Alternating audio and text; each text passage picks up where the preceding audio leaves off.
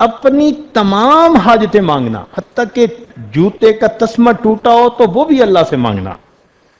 دعا سے فارغ ہونے کے بعد اپنے منہ پہ دونوں ہاتھ پھیرنا۔ جو دعا سننے والے ہیں ان کا اخلاص کے ساتھ آمین کہتے رہنا۔ یہ احادیث کی کتابوں میں تمام فیصلے، تمام جو ہے وہ احادیث آ چکی۔ جلد بازی نہ کرے، اللہ آج ہی دعا قبول کر لے۔ ان آداب کے ساتھ دعائیں مانگیں گے تو جلدی قبول ہوں گی۔ اب دعا کے قبول ہونے کے کچھ اوقات ہوتے ہیں، حدیث پاک میں آیا ان اوقات میں جلدی دعا قبول ہوتی ہے۔ مثلا شب قدر جیسے آج کی رات، یہ قبولیت دعا کی رات۔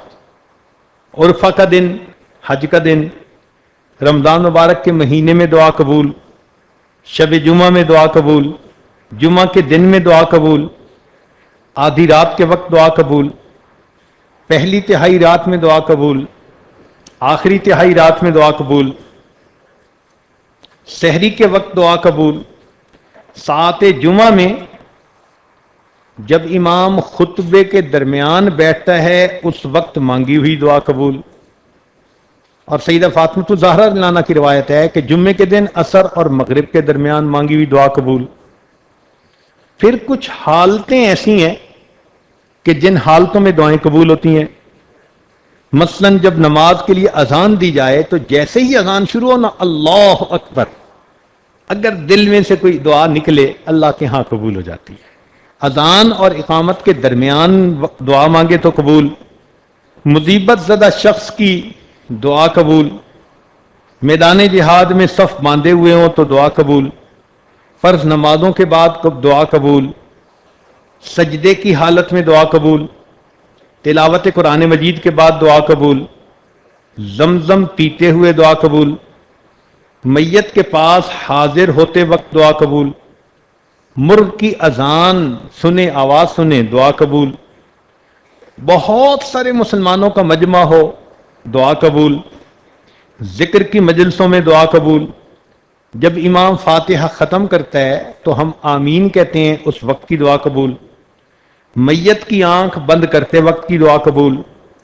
نماز کی اقامت جب کھڑی ہوتی ہے اس وقت دعا قبول۔ بارش ہوتے وقت دعا قبول۔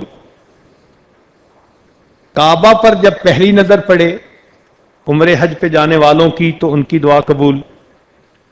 قرآن مجید میں سورہ انعام کے اندر 2 مرتبہ اللہ اللہ کا لفظ آیا ہے، قریب، رسول اللہ، اللہ ہے، تو اس کے درمیان میں مانگی ہوئی دعا قبول۔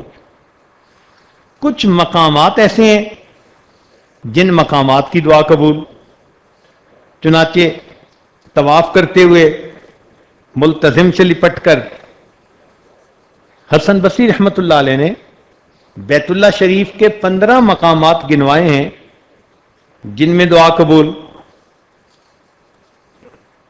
کچھ اللہ کے بندے ایسے ہوتے ہیں کہ جن کی موجودگی میں دعا قبول،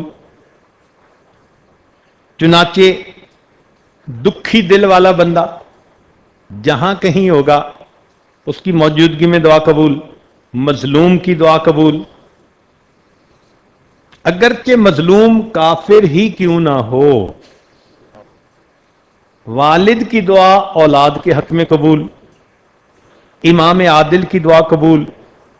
نیک بندے کی دعا قبول، جو اپنے والدین کے ساتھ حسن سلوک کرنے والا ہو اس کی دعا قبول۔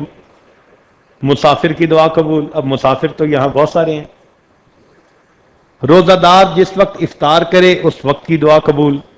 مسلمان کی دعا اپنے مسلمان بھائی کے لیے اس کے پیٹھ پیچھے قبول۔